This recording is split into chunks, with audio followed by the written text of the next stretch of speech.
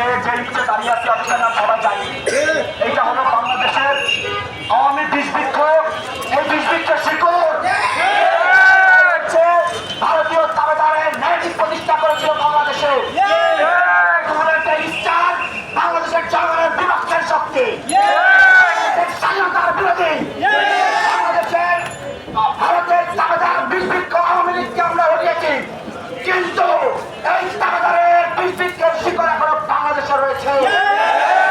এই শিকড় থাকবে, বাংলাদেশের মানুষ কখনো স্বাধীনতার সাহায্য উপভোগ করতে পারবে না।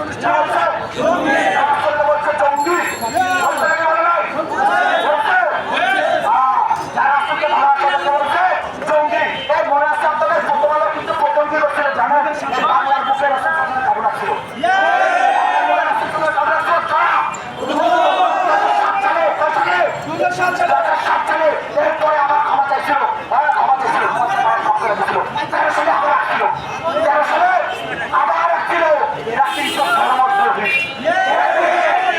এই ধর্মদ্রোহী তাবেদা, ধর্মদ্রোহী তাবেদা, দিল্লির তাবেদা, কুলিয়াটিনার তাবেদা, কুলিয়াটিনার তাবেদা, কুলিয়াটিনার তাবেদা, মুজিববাদের হাতিয়ার। বাংলাদেশে মুজিববাদের বিদ্রোহ থাকবে। মুজিবের কারণে শক্তিশালী দুর্বৃত্ত হয়েছিল, হয়নি? হয়েছিল। মুজিবের দুর্বৃত্ত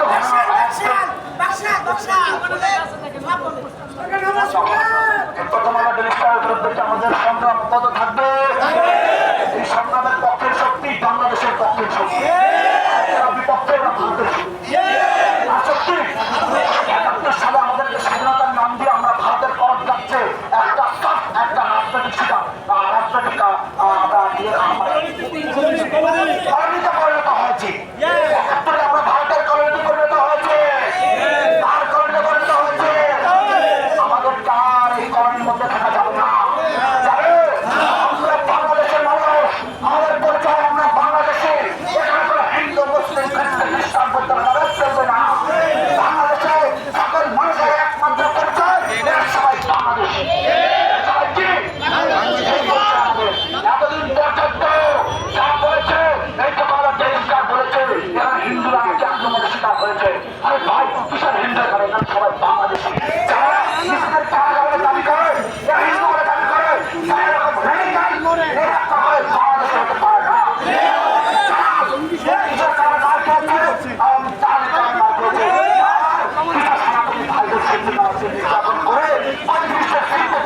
চেষ্টা করেছে বাংলাদেশকে যুক্তরাষ্ট্র চেষ্টা করেছে।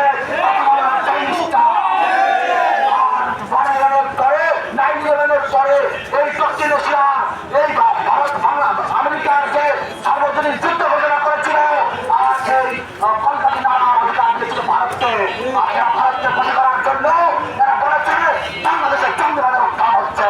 বাংলাদেশে কোনো জঙ্গি নাই, বাংলাদেশে বাংলাদেশিরা আছে।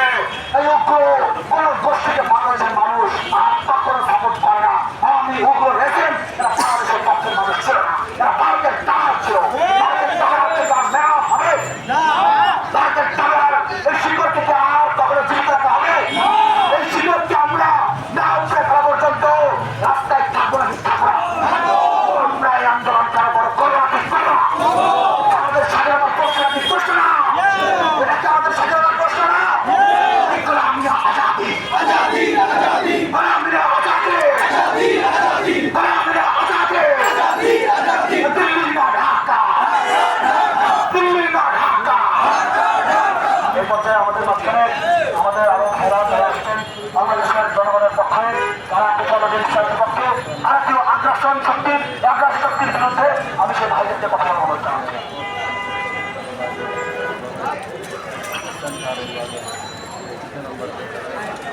আমরা আসলে এখনো স্বাধীন হই নাই।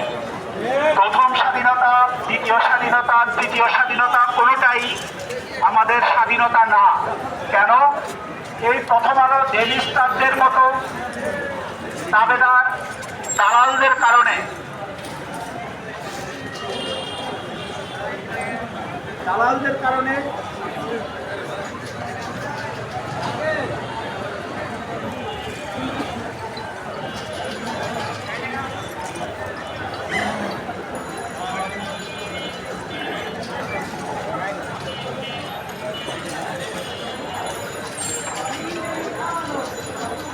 দালাল এই খুশি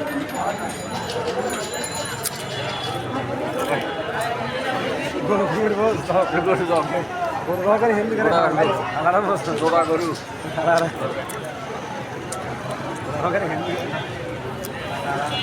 খালারাই যাবে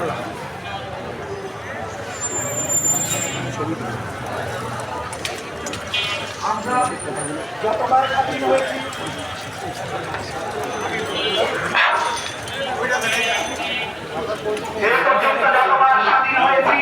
আমাদেরকে মাধ্যমে প্রথম আলো এবং ডেইলি স্টার জাতীয় শক্তিগুলো আবার স্বাধীন করে দিয়েছে এবং তারা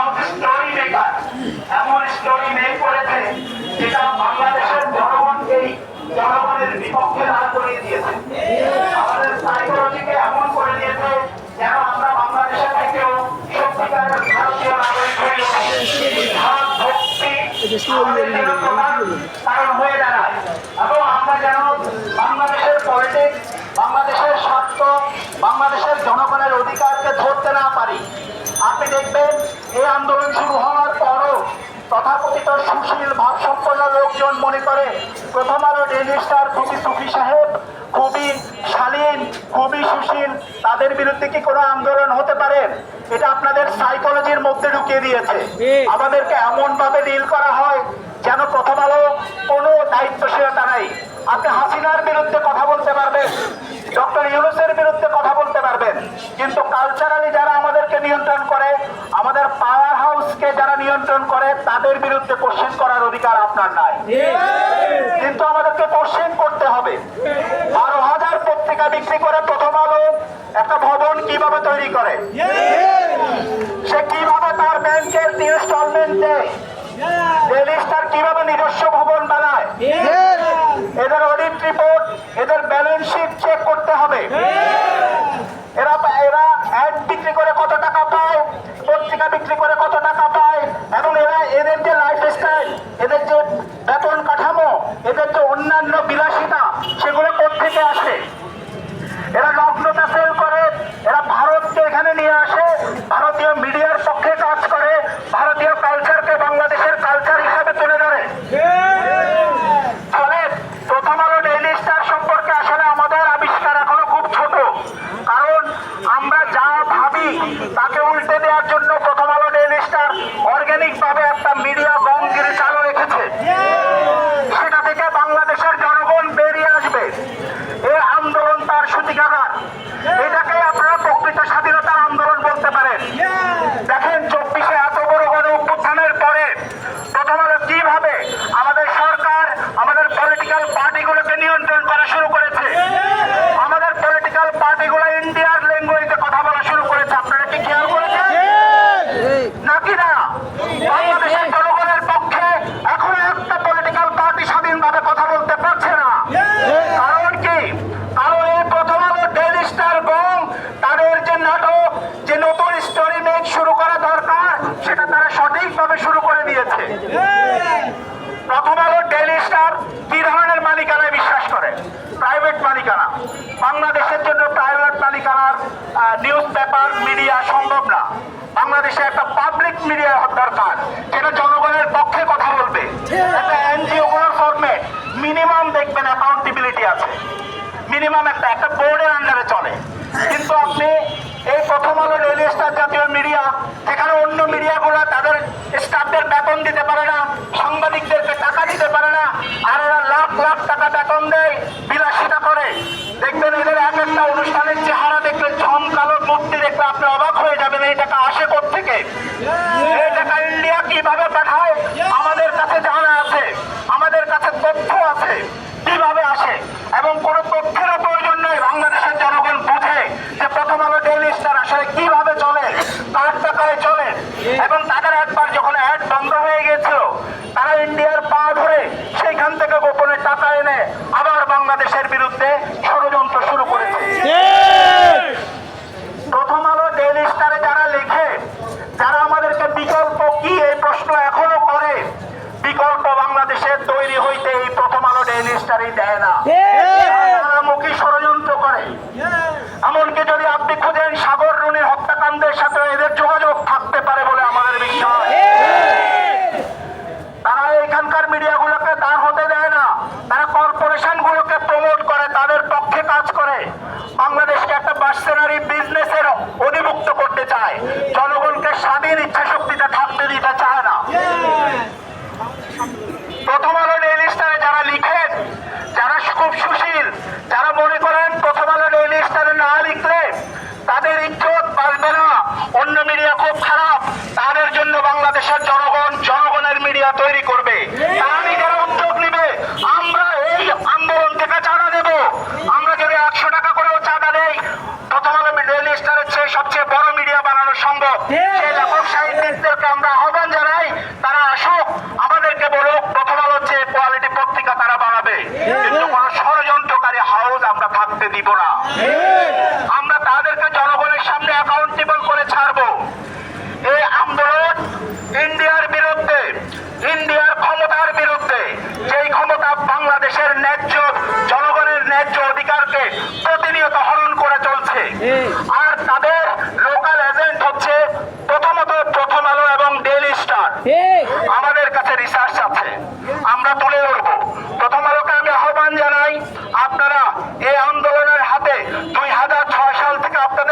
পত্রিকা আছে সেগুলোর একটা করে কপি দিয়ে যাবেন। আমরা সেখান থেকে রিসার্চ করে আপনাদেরকে দেখিয়ে দিব আপনাদের দ্বিমুখী ত্রিমুখী চতুর্মুখী চরিত্র। আপনারা সবাই আওয়াজ তুলুন এক কপি করে পত্রিকা তুলে দিয়ে যাওয়ার জন্য। এবং আমরা 3 দিন সময় দিলাম প্রথম আলোকে, তারা যেন আমাদেরকে তাদের এক কপি করে পত্রিকা 2006 সালের পর থেকে যা বের হয়েছে দিয়ে দেয়। আমাদের রিসার্চ টিম দেখবে, বাংলা জনগণ দেখবে তারা আসলে কি করেছিল। আমরা সেখান থেকে আমাদের আর্গুমেন্ট তুলে ধরবো। এই আন্দোলন একটা স্বতঃস্ফূর্ত আন্দোলন।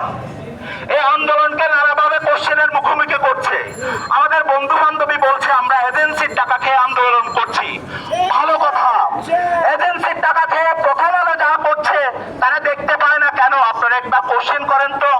এই প্রথম আলোই সেটা কাজ করে, সে স্টোরি তৈরি করে, সাইকোলজি তৈরি করে, বাংলাদেশের মানুষের উদার মানসিকতাকে পুঁজি করে প্রথম আলো বাংলাদেশের বিরুদ্ধেই বাংলাদেশের জনগণকে ব্যবহার করে। আর ক্ষমতাকে তো ব্যবহার করেই। আপনি 24-এর সরকারের আচরণ সম্পর্কে খেয়াল করেন। এই প্রথম আলো ডেইলি স্টারের হাত থেকে তাদের মুক্তি হয় নাই। 2000 শহীদ, 40,000 আহতের রক্তের উপর দাঁড়িয়ে তারা প্রথম আলো ডেইলি স্টারের মাধ্যমে দিল্লির দাবিদারি শুরু করেছে। বাংলাদেশের মিলিটারিকে পর্যন্ত তারা সঠিকভাবে কাজ করতে দিচ্ছে না। আমরা এই আন্দোলনের মাধ্যমে আমাদের মিলিটারি, আমাদের সরকার এবং বাংলাদেশের জনগণ মাথা উঁচু করে দাঁড়াবে, এটাই প্রত্যাশা করছি। আপনাদের সাথে আজকের এক বক্তৃতাই শেষ নাই। 10 বছর যদি লাগে বাংলাদেশের জনগণকে স্বাধীন করতে, আমরা এই 10 বছরের যুদ্ধে ঝাঁপিয়ে পড়লাম। ধন্যবাদ ভাইয়েরা।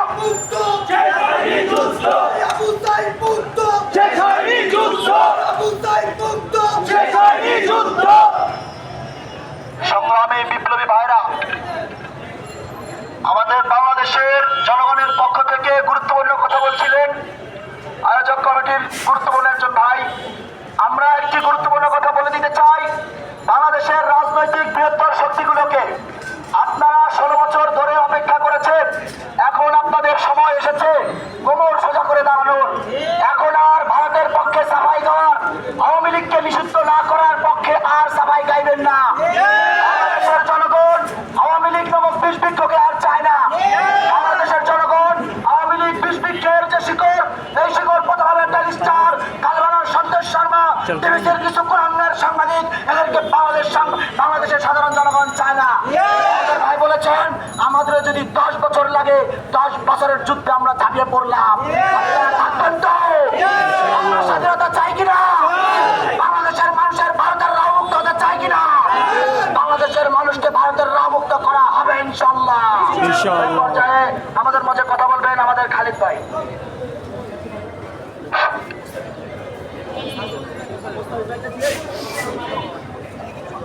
সংগ্রামে উপস্থিতি, আমরা কি জহির রায়হানকে চিনি? আমরা কি জহির রায়হানের নাম শুনেছি? জহির রায়হানকে কে গুম করেছে? ইন্ডিয়া গুম করেছে। কে গুম করেছে? ৭১-এর স্বাধীনতা পরবর্তী সময়ে প্রথম স্বাধীন বাংলার গুম হয় এবং সে এখন পর্যন্ত ফিরে আসছে। সে কে? জহির রায়হান। সেই ইন্ডিয়ার পোষা কুকুরকে শেখ হাসিনা, সেই শেখ হাসিনার লালিত পালিত এই কুকুর ছাড়া হচ্ছে প্রথম আলো ডেইলি স্টার। এই প্রথম আলো ডেইলি স্টারে যারা এখনো ইনিয়ে বিনিয়ে সুনাম গাইতে চায়, আমি ডক্টর জাহিদুর রহমান স্যারকে বলতে চাই, আমি আপনার একজন একনিষ্ঠ ফলোয়ার। আমি আপনার দিনে প্রত্যেকটা 2টা করে ভিডিও আমি শুনি। আপনার জাহিদ টেকসন, জিওপলিটিক্স, এই প্রত্যেকটা ভিডিও আমি শুনি। আমি আপনাকে বলতে চাই, আপনি প্রথম আলোর সপক্ষে কথা বলেছেন। আমি আপনাকে স্পষ্ট বলে চাই, আওয়ামী লীগ যেমন বিএনপিকে 7টি সিট দিয়ে সংসদে অ্যাক্সেস দিয়েছিল, আপনাকে সেই রকম একটা উচ্ছিষ্ট হিসাবে প্রথম আলোতে সম্পাদকীয় লেখার সুযোগ দিয়ে গেছে। কাজে আপনাকে বলতে চাই, এই সম্পাদকীয় লেখার সুযোগ পেয়ে আপনি ভারতীয় দোসর ডেইলি স্টার প্রথম আলোর সাফাই গাইতে পারেন না। আপনি জহির রায়হানের হত্যাকারীদের পক্ষে সাফাই গাইতে পারেন না। আপনি আমাদের সংগ্রামী ভাই, আপনাকে প্রশংসা করি, আপনার প্রশংসা করি। আমরা আপনার ভিডিওতে শিক্ষা নেই, কিন্তু আপনার এই ভিডিও আমাদেরকে মর্মাহত করেছে। আমরা আজকে এই অনুষ্ঠান থেকে আপনাকে বলে দিতে চাই, ডক্টর জাহিদ স্যার, আপনি অবশ্যই আপনার বিবেচনাকে পুনর্বিবেচনা করবেন। এবং আমি শেষ কথা বলতে চাই, ডেইলি স্টার এত লজ্জাহীন, সে গতকালকেও একটি সংবাদ ছাপিয়েছে যে যে সাকিবের কি এভাবে বিদায় হওয়া উচিত ছিল? আমরা এর তীব্র নিন্দা জানাই। যেই সাকিব বেশিবাদের অংশ হয়েছে, যেই সাকিব স্বৈরাচারের সুযোগ নিয়ে এমপি হয়েছে, আমরা সাকিবকে ভালোবাসি। ছোটবেলা থেকে আমরা ক্রিকেটকে পছন্দ করি, আমরা সাকিবকে ভালোবাসি। কিন্তু সে যখন এই স্বৈরাচারের অংশ হলো, তখন আমরা কোনোভাবেই তাকে আর পছন্দ করতে পারি না। 24-এর আন্দোলনের সময় যখন হাজার হাজার ছাত্র ভাই নিহত হচ্ছে, তখন সে আমাদের সাথে কোনো সহানুভূতি প্রদান করে নাই। কাজেই আমরা ডেইলি স্টারের এই এখনো যে ভারত প্রীতি এবং ব্যক্তিবাদের প্রতি মায়াকান্না, সেটা আমরা বন্ধ করতে চাই। যতদিন পর্যন্ত প্রথম আলো এবং ডেইলি স্টার তাদের এই কৃতকর্মের জন্য ক্ষমা না চাবে, আমরা ততদিন পর্যন্ত আমাদের এই আন্দোলন চালিয়ে যাবো ইনশাআল্লাহ। আপনারা সবাই আমাদের সাথে থাকবেন ইনশাআল্লাহ। এই পর্যায়ে আমাদের মাঝে বক্তব্য রাখবেন এবং আগামীকালের কর্মসূচি ঘোষণা করবেন বাংলাদেশের জনগণের পক্ষে বাংলাদেশের জনগণের মুখপাত্র মোস্তাফিজ ভাই। ধন্যবাদ। আপনারা যারা কষ্ট করে এসেছেন, আমাদের সাথে মিছিল করছেন, প্রত্যেককেই ধন্যবাদ জানাচ্ছি। দেখেন, এটা আমরা আসলে ডেইলি স্টার কিংবা প্রথম আলো এর বিরুদ্ধে যে লড়াই, বিষয়টা এরকম না। এটা একটা সিম্বল। পুরো বাংলাদেশের মিডিয়াটাই ইন্ডিয়ান নিয়ন্ত্রিত। হ্যাঁ, তো এই লড়াইটা পুরো বাংলাদেশের মিডিয়ার বিরুদ্ধে। যখন বাংলাদেশের তরতাজা ছেলেরা বুকের রক্ত দিচ্ছে, এই মিডিয়া নিশ্চুপ ছিল। আমরা এটা দেখছি, আমরা জানি যে তারা আসলে কি চায়। তারা এই ফ্যাসিবাদের দালাল হিসেবে যে সমস্ত কর্মকাণ্ড করেছে তা ঘৃণাযোগ্য, রীতিমতো বাংলাদেশের মানুষের বিরুদ্ধে। তো সেই জায়গা থেকে আমাদের এই আন্দোলনটা প্রতীকী। এমন না যে আমরা ডেইলি স্টার ভেঙে ফেলবো বা প্রথম আলো ভেঙে ফেলবো, আবার এমনও না যে আমরা এটাকে পরিবর্তন করব না। এটা সমস্ত কিছুই নির্ভর করছে আপনাদের উপরে। কারণ বাংলাদেশকে বারবার স্বাধীন হইতে হইতেছে। খেয়াল করেন, আপনারা 47-এ একটা রাষ্ট্র বানাইলেন, সেটা আবার 71-এ স্বাধীন করতে হইতেছে। কি নামে? আপনারা 47-এ মুসলমান পরিচয় দিয়ে যে রাষ্ট্র তৈরি করলেন, সেই রাষ্ট্রটা 71 সালে বাঙালি পরিচয় দিয়ে স্বাধীন করতে হইতেছে। তাহলে আপনার মুসলমান পরিচয় নিচে পড়ে গেল, বাঙালি পরিচয় উপরে এসে গেল। আর বাঙালি পরিচয় উপরে আসার সাথে সাথে ইন্ডিয়া আপনার কলোনি বানাইলো, এবং সেই কলোনির ধারাবাহিকতা এখন পর্যন্ত চলতেছে। তো ফলে আপনি হাসিনাকে তাড়াইছেন, কিন্তু ইন্ডিয়াকে তাড়াইতে পারতেছেন না।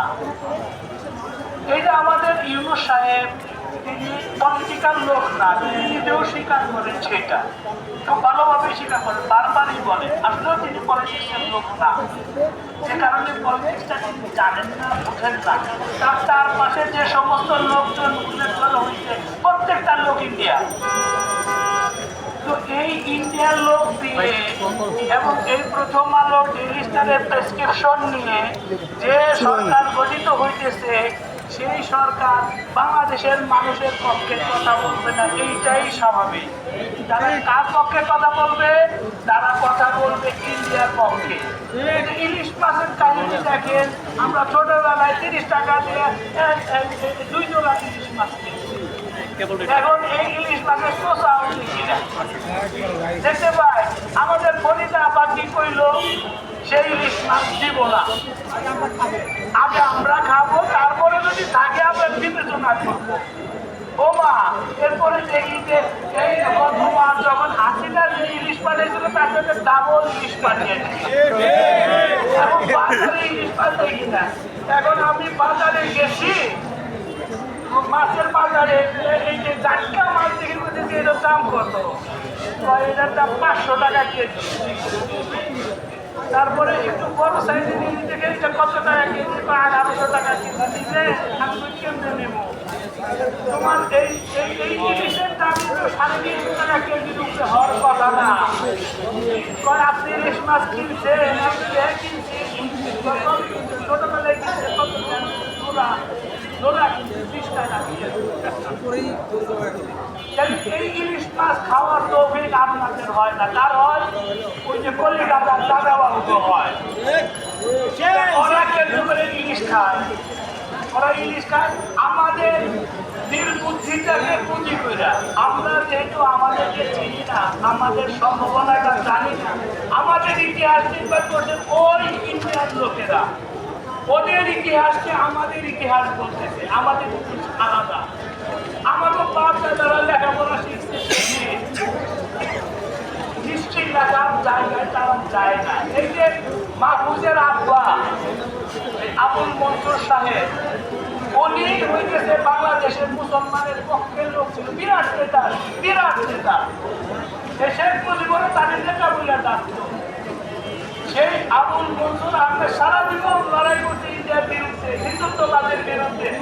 তারা দেখছে এই হিন্দুরা, এই ইন্ডিয়া কিভাবে বাংলাদেশের মুসলমানকে শোষণ করছে।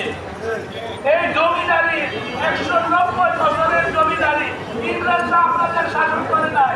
আমরা বলি ইংরেজ আমল, আসলে ইংরেজ আমল ছিল না। ইংরেজরা কয়জন ছিল? 5,000, 10,000, তার বেশি ছিল না। এরা সবাই কলকাতায় ছিল।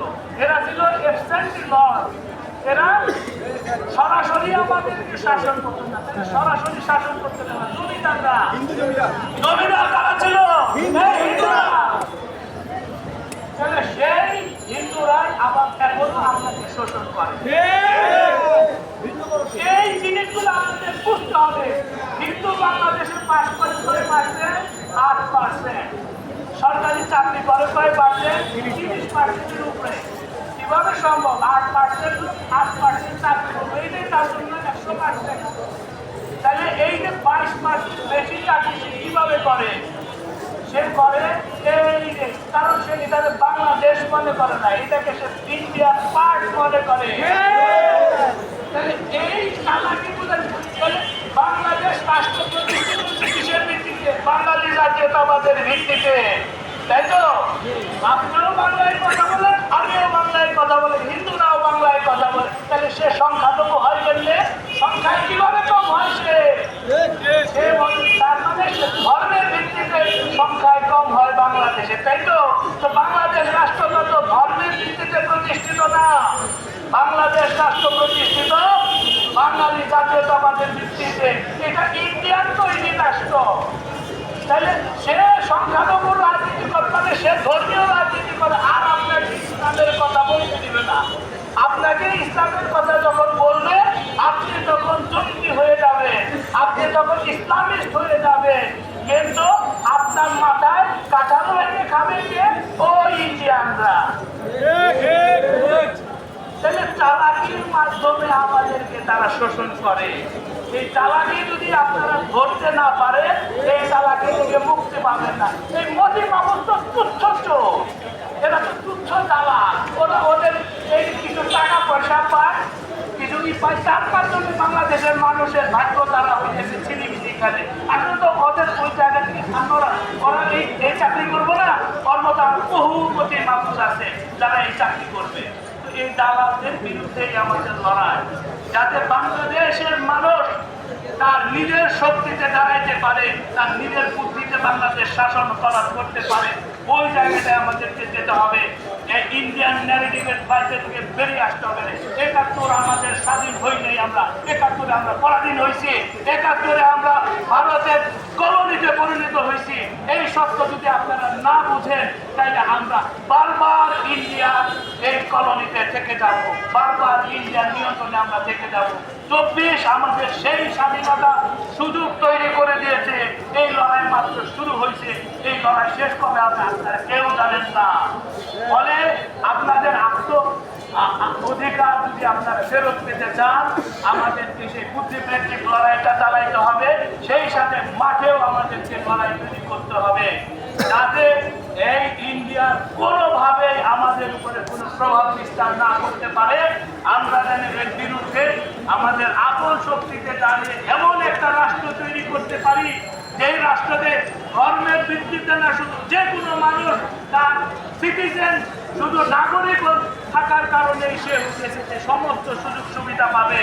আমরা এটাকে ধর্মীয় রাষ্ট্র তৈরি করার চিন্তা ভাবনা করছি না।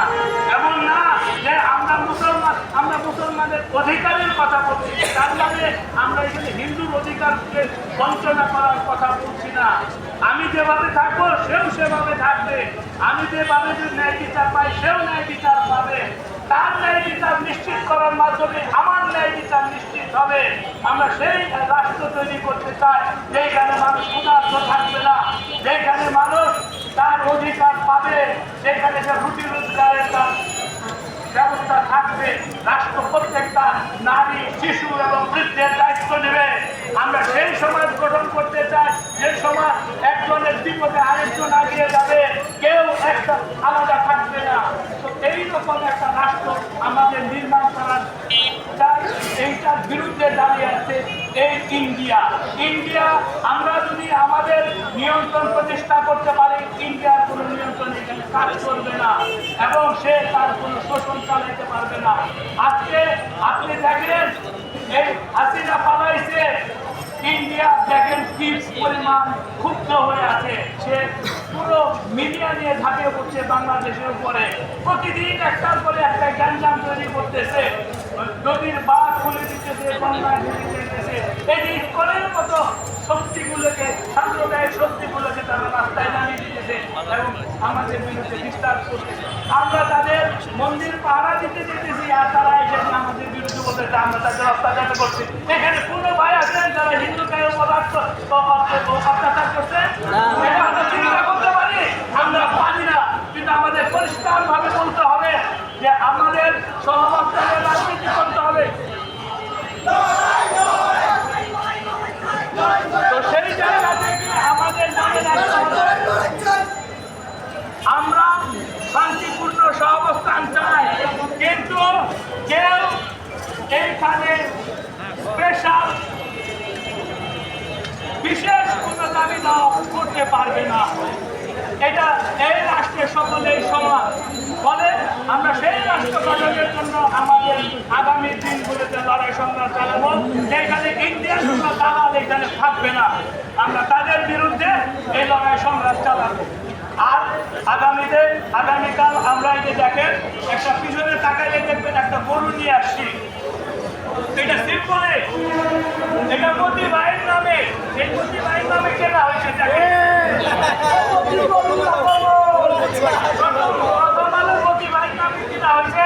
কালকে আমরা এটাকে জবাই করব। জবাই করে আমরা হচ্ছে খিচুড়ি রান্না করে আমাদের আপনাদের প্রত্যেকে আসবেন, আমরা একসাথে খাবো। এই খাবারটা প্রথম আলোতেও পাঠাবো, ইংলিশটারে পাঠাবো, তাদেরও দাও। হ্যাঁ, আমরা কারোর সাথে ঝগড়া ফ্যাসাদ করতে আসি নাই, কিন্তু আমরা পরিষ্কার বুঝাই দিতে চাই যে আপনারা যে মাল শিখতেছেন আমরা এগুলো বুঝি। এমন কিছু না আপনারা বহু কিছু করে ফেলে দিতেছেন, এইগুলো আমাদেরকে চোখ ফাঁকি দিয়ে দেখতে পারবেন না।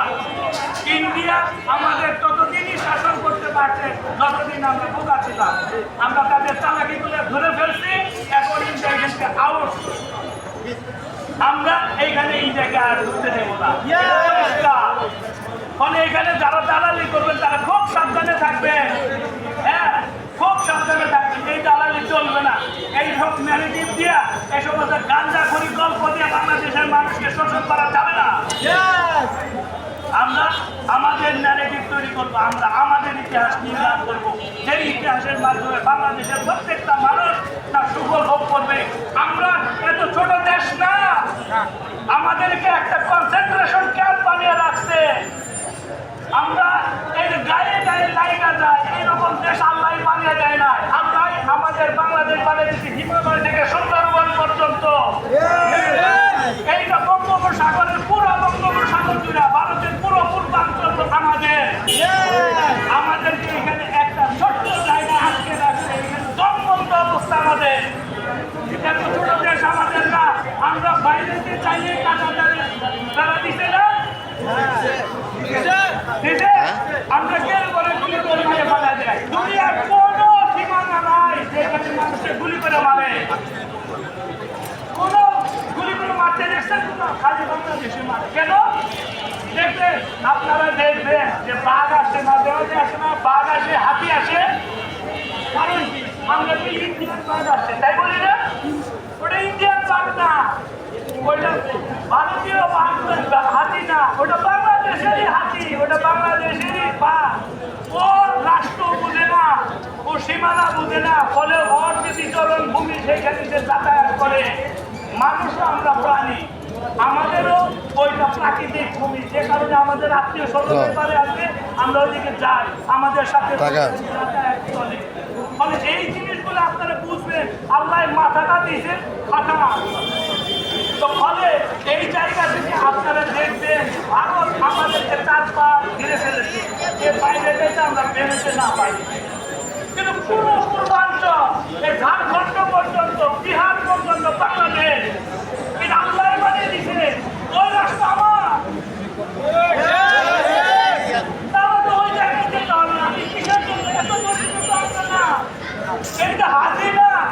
দেখেন 16 বছর সে হয়ে গেছে শোষণ চালিয়ে লক্ষ লক্ষ কোটি টাকা নিয়ে গেছে।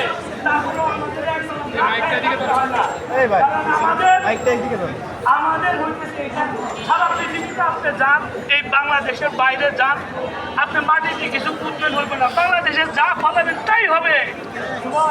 আপনি একটা বড় দেশের বড় একটা ইসে যান, ওদের বাজারে যান, ওদের তো এরকম বাজার নাই, দেখবেন যে আলু আর এই সবজি কিছু পাওয়া যায় না। আর আপনি একটা বাংলাদেশের গ্রামে যান, এত ভ্যারাইটি, এত রকমের বিচিত্র খাবার দাবার আছে, ওরা কল্পনাই করতে পারে না। তাহলে এইরকম জায়গাগুলি আমরা বেঁচে আছি, আল্লাহ আমাদের বাঁচিয়ে রাখে। এইরকম শোষণ, নিপীড়ন আর ইসলামী আমাদের উপরে চলে, জুলুম চলে, তারপরেও আমরা বেঁচে আছি শুধুমাত্র এই মাটির কারণে। তাহলে এই মাটির দখল আপনাদেরকে নিতে হবে। আপনারা মনে করেন না এরকম ছোট্ট জায়গায় আমাদের আটকে রাখা যাবে। আমরা 20 কোটি মানুষ, মনে রাখবেন, আমরা যখন মার্চ করব ভারত এফোর ওপর হয়ে যাবে। এই জন্য আপনারা রাজি থাকেন। আমাদের লড়াই তাই দীর্ঘ। এই সমস্ত প্রথম আলো এই লিস্টটা আমরা মুচিও না, এইখানে আমাদের কিচ্ছুই করে নাই। ওরা একটা সিম্বল হিসেবে দাঁড়িয়ে আছে বলে আমরা এখানে আসছি, নয় আমাদের সময়ের খুব দাম আছে। হ্যাঁ, তো ফলে এইটা তারা সাবধান হয়ে যাক। এটা মেসেজ খুব পরিষ্কার, বাংলাদেশের মানুষ জানা গেছে কিভাবে ইন্ডিয়া এখানে শোষণ চালায়। আমরা সেই সমস্ত পথ বন্ধ করে দিব, সবাই হুঁশিয়ার হয়ে যাবে এবং আমরা আগামীতে আরো বড় লক্ষ্য নিয়ে আগাবো। আপনারা আমাদের সাথে থাকবেন, কালকে আসবেন, আমরা একসাথে খিচুড়ি খাবো। ধন্যবাদ সবাইকে। আমাদের কর্মসূচি চলতেই থাকবে। আমাদের কর্মসূচি আপনারা আমাদের পেজটা ফলো করে আমরা পেজের মধ্যে দিয়ে দিব। আগামীকালকের কর্মসূচিটা হচ্ছে আমরা শুরু করব। আমরা কয়টা থেকে শুরু করতে চাও তোমরা? আমরা